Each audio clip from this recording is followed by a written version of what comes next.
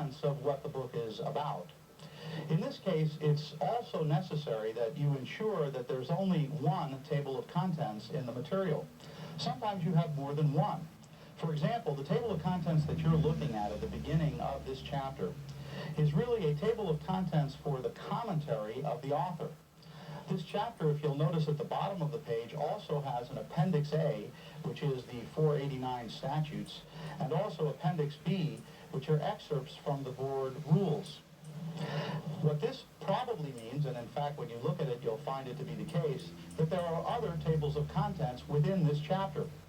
So take a look at Appendix A in this material. Appendix A, that's going to be the beginning of 489, the licensing law statute. Here you have the actual statute itself, and you have a table of contents directed for the statute. Now take a look at Appendix B.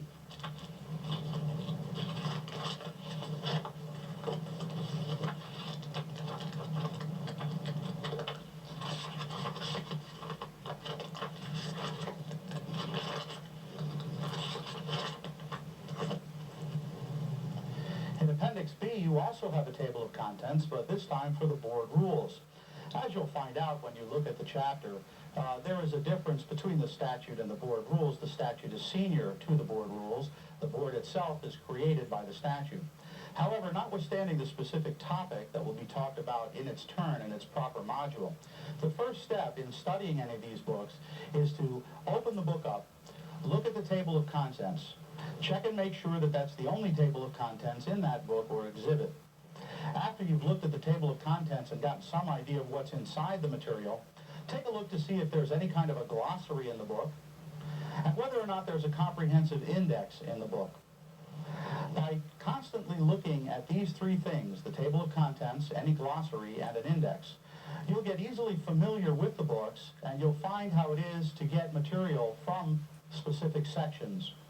As you do your practice exams and as you study more in the books, you want to get used to looking things up. As we indicated before, a lot of the test now is lookup, and so you're going to be expected to find bits of information which could be very difficult to find no matter how you try to.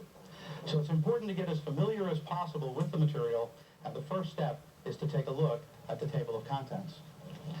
As I indicated before, there's a tremendous amount of information in this course and that you'll be expected to digest for the exam. And what I would recommend that there are three things that you should read, and they're listed here on your outline. The first thing is the first chapter of Walker's. The first chapter of Walker's is quite comprehensive and deals with every aspect of general requirements that you might imagine. Of course, there's more detail about accounting, for example, in the accounting books or in the third chapter of Big Blue. However, Walker's pretty much says it all. If you were to take the time to read the first chapter, you'd have a pretty good idea of what the test is going to be about.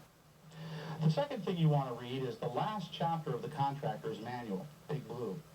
The last chapter of the Contractor's Manual is called Project Management, and 1/3 of your examination is entitled Project Management. So one could, in some sense, get the idea that almost 1/3 of the exam came from the last chapter. Now that's not quite true, but a good percentage of the questions will come out of there, and certainly the concepts that are explained in the chapter will be asked about on the exam.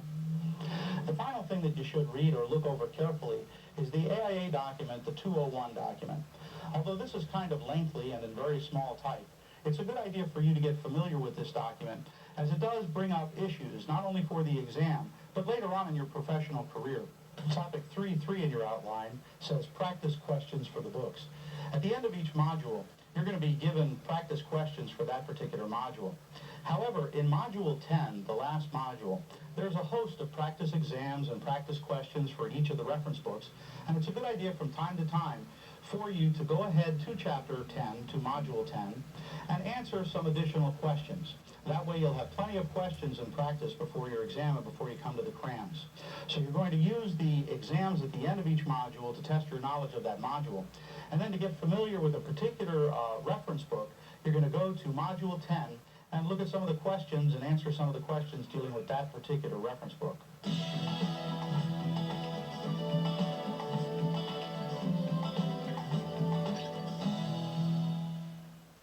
Section 4 of your outline describes what is in each of the module. Module number 1 is an introduction and overview that we're going through now. Module number 2 deals with operating a business, and in particular operating a contracting business in Florida. 3 deals with contracts, contracting law, lien law, and the AIA documents. 4 deals with finance, insurance, bonds, and percentage of completion calculations. 5 deals with employee regulations. 6 with accounting, part 1. 7 completes accounting with accounting, part 2. 8 deals with vertical construction and estimating, part 1. 9 vertical construction and estimating, part 2. And 10 is a book review and a series of final exams for you to take.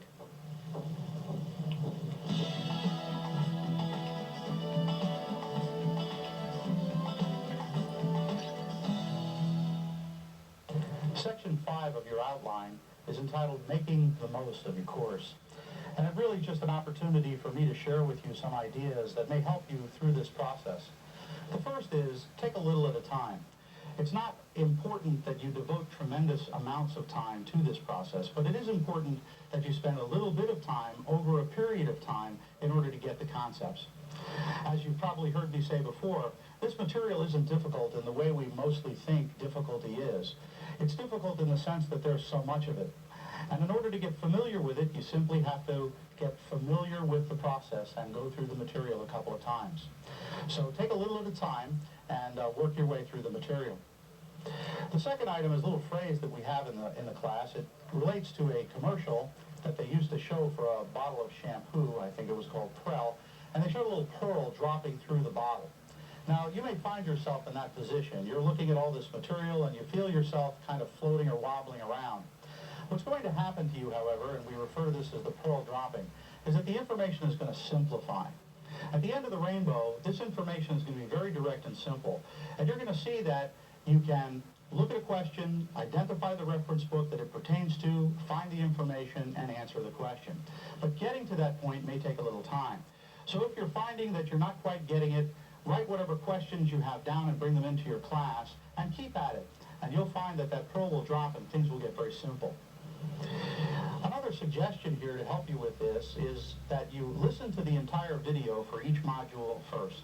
The video is going to show you certain exhibits, but in your outline there are even more exhibits for you to look up in your reference books. After you've looked at the video and you have some sense of what the material is all about, then it would be a good idea to go back through the outline with your reference books and open the reference book up to every page that is referred to and look at that page within the context of what the material was trying to explain to you and mark your books appropriately. This will kind of reinforce the lesson and help you with this process. Finally, you want to make the most out of your workshops and crams. Come even if you don't feel completely prepared. Come to the crams even if you're just starting. Again, the more exposure to this process, the better. And I think you're going to find the entire process enjoyable, enlightening, and certainly the easiest way we can think of to help you pass the exam.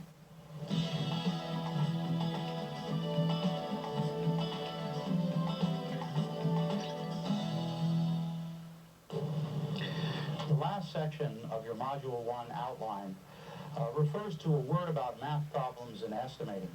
And what we thought it would be a good idea to do would be to show you an actual cram lesson so that you could get an idea of how best to use the cram workbook. You'll notice that right underneath this section, this last part of your outline, it says cram book references, and it gives you a list of page numbers for the cram book. The idea here is that the cram book references are math-oriented problems that supplement this particular module. So we're going to show you a sample lesson about math. We'll give you some estimating on this. And the idea would be for you to look at that sample, look how it goes, and then take a look at each of these cram book references. If you feel you need to review the information, do so. If you think you've already got it, well then just move on. And each module is going to run essentially like this.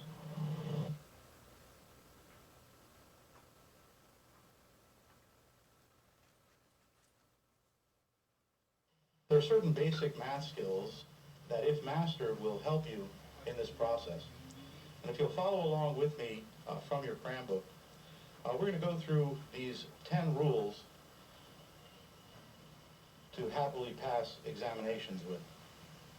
Rule number 1 simply says to get a calculator on which you can do basic operations quickly and accurately. You do not need, and in fact are prohibited from using, any type of programmable calculator on this exam. The only function you need is the square root sign beyond addition, subtraction, multiplication, and division.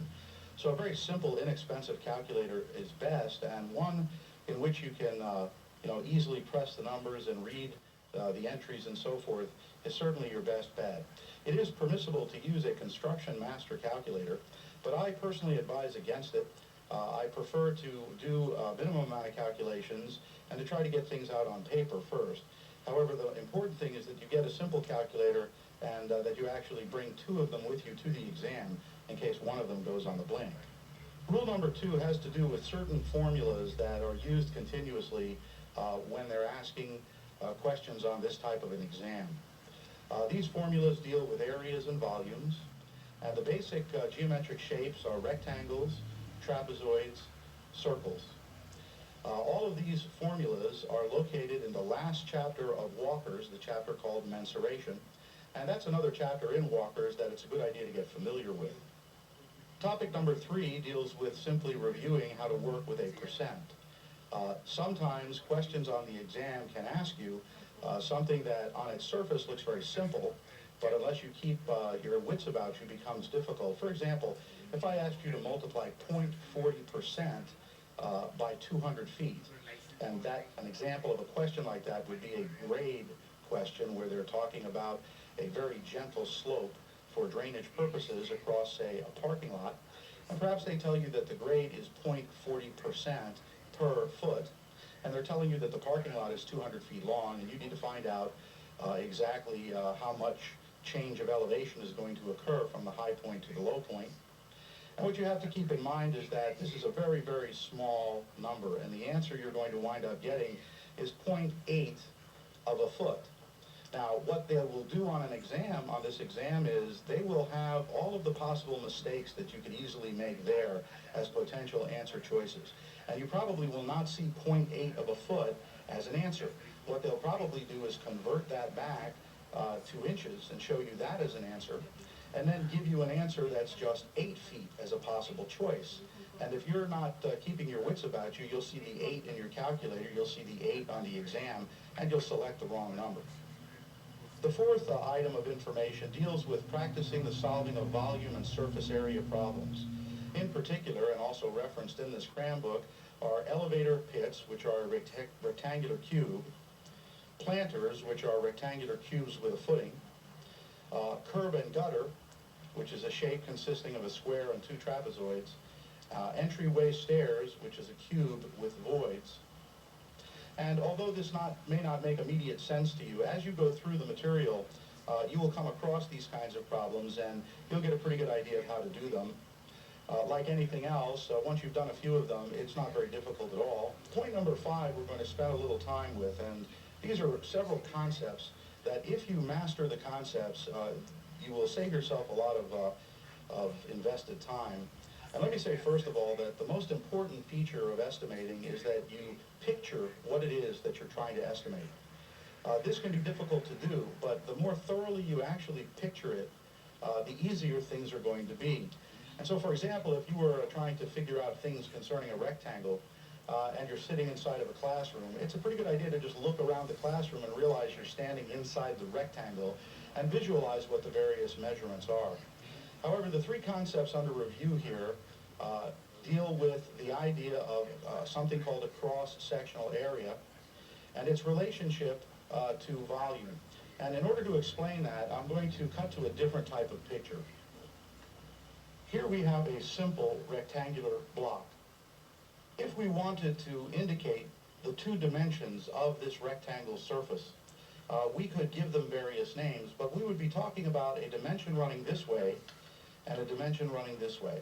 We might call this height and we might call this width, but really that has to do with how we're looking at the object, because if we change the position of this block, the words we would use would be different, but the point would be the same. We're talking about a 2-dimensional surface.